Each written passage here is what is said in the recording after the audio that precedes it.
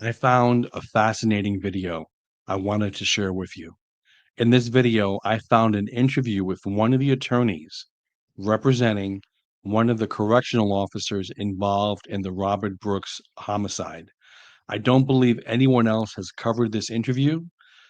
Full transparency, this interview is from January 3rd, 2025, and the attorney does not mention the specific correctional officer that he has been retained to defend. Let's take a look at the interview and what glimpses of a possible criminal defense may emerge with this client. Warning, some of what you will hear is going to disturb you.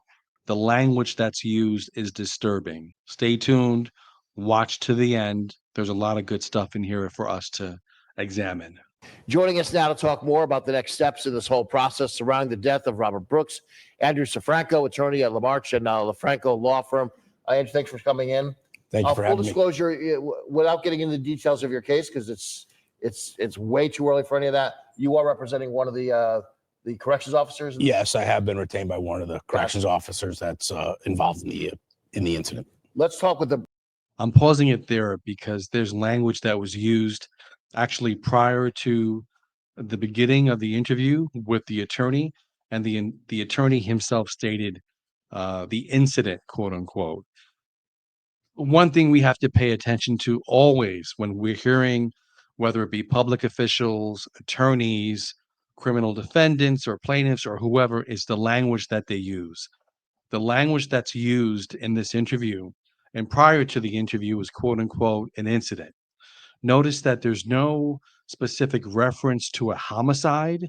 They classify this as an incident, similar to, okay, I went and got a traffic ticket today. That's an incident.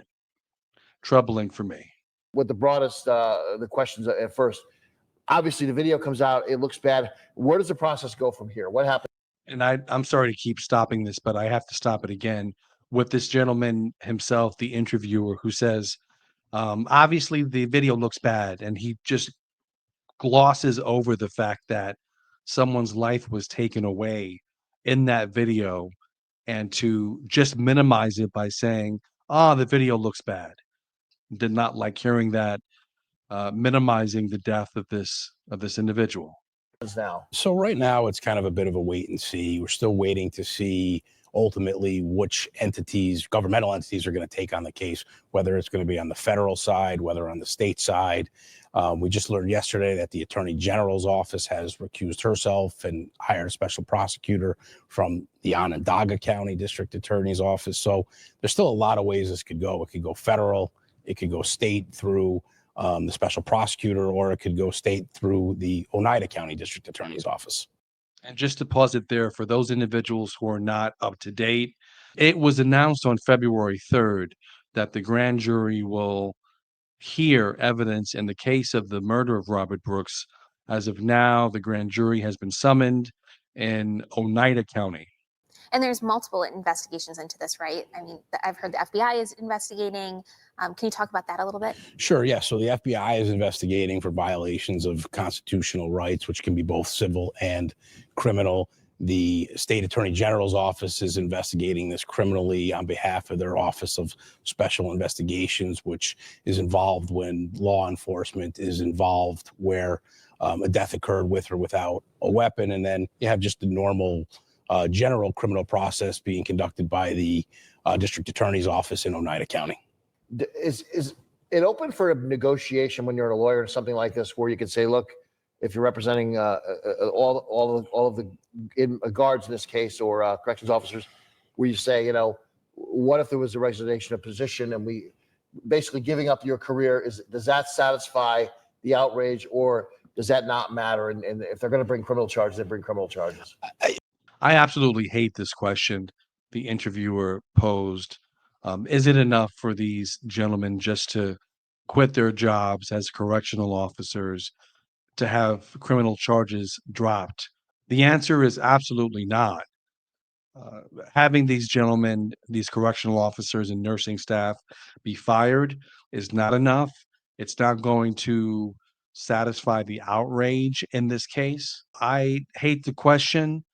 Do I understand it? Has that happened in the past? I'm sure it has.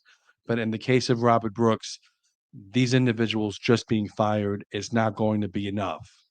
That will not satisfy the public. I think there's part of both. I mean, there may be some negotiations behind the scenes to potentially avoid criminal prosecutions or to lessen criminal liability. But in a case like this that has garnered national news, I think the governmental agencies are going to determine what they want to do, and that's going to take the course. And it's really just, we're really premature now. We have the videos, we've seen the videos, but we haven't seen what the medical examiner has concluded is the cause of death. There's been a few different causes that have been out there, and then ultimately you get into legal wranglings with respect to these videos. Will they be admissible in court? Will they not be admissible in court? There were two things there the attorney stated that I wanted to address or explore with you guys. The first being the question as to whether these body cams would be admissible in court. I find that absolutely laughable that that could even be brought up, that these body cams would not be admissible in court, that there would be an attorney who would fight. I understand it from the defense point of view, but from a legal standpoint, I can't see any justification or any ruling from a judge that would not allow these body cams into the court as evidence. The second piece that he mentioned prior to the body cam, footage is that there's been several causes of death out there. And I just wanted to state that in the previous video, I mentioned that it may be possible that they may blame the Robert Brooks death on a previous incident, that incident that occurred at Marcy. I'm sorry, the incident that occurred at Mohawk Correctional Facility. That may come up, and it sounds like that could be a possible defense why these correctional officers are not responsible for the death. If they can point blame to someone else. In those types of situations. And this could be a long time, right, before there's a determination as to the conclusion of the case. It could be. I mean, on a case where they're investigating a murder, there's no statute of limitations periods. If, on manslaughters and criminally negligent homicides, then, there's statute of limitations on those. But they're not going to rush here because there's no need to. And because of the nature of the case, they're going to want to try to dot their I's and cross their T's. And then they have to provide us with all the discovery that they have, all the interviews that they've conducted, all the reports they have, and give us an opportunity to do our own investigation. Maybe I'm betraying my age, but I feel like when I was closer to Jamie's age, cases like this, videotapes and things, that would come out of trial. Now this stuff gets released before we've even come close to charges being filed or a jury being seated. And, if they determined well, maybe that tape isn't admissible, you can't unring that bell. This stuff's all over social media. It's everywhere. Yeah, that's definitely a hard part of what goes on today, that everything's on social media, everything's shown. So certainly picking a fair and impartial jury in this. There is some merit to what the interviewer said, stating that the body cam footage has been out there. A lot of people have seen it. People have jumped to conclusions. Well, actually, it's pretty hard not to jump to the conclusion that they killed that gentleman. There's no way of going around it, that he was killed by these correctional officers. So, but there is some merit in general, when there's talk about releasing footage to the public because it may alter their view of the case. During the jury selection process, defense attorneys and prosecutors will ask what they know about the case, if they've seen any video, and whether they've jumped to any conclusions yet. Type of a case is going to be difficult. Someone that saw the video is going to be hard. Finding people that haven't seen the video, ultimately be hard and certainly complicates, the case. What would you like New Yorkers to know about the whole legal process behind this? I think it's very easy to rush to judgment. And while the video in itself shows some things that are very disturbing, I think we need to wait and see and get the whole. It's very easy to minimize and downgrade what people have seen by stating it's disturbing that people can't rush to judgment. People can't unsee the murder of Robert Brooks. It occurred. It happened. It's more than disturbing. It's grotesque. It's a murder. Picture as to what happened, why, what was happening, and ultimately, I think we really need to see what the medical examiners and what the medical evidence is going to be here. I mean, a tragedy nonetheless, but certainly we just have to wait and see as to how this plays out. The attorney also says something about waiting for the medical evidence.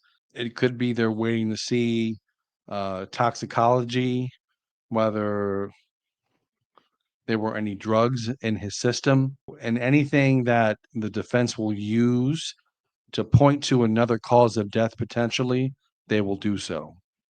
I would think too, Andrew, they would look to almost like a forensic look at the video itself, frame by frame, because you got multiple people. Maybe one person did more than another person. Where if you try them as one group, like they all murdered this man, if that's the position you're taking as a prosecutor, well, did they or didn't they? And was one person a little more culpable than somebody else?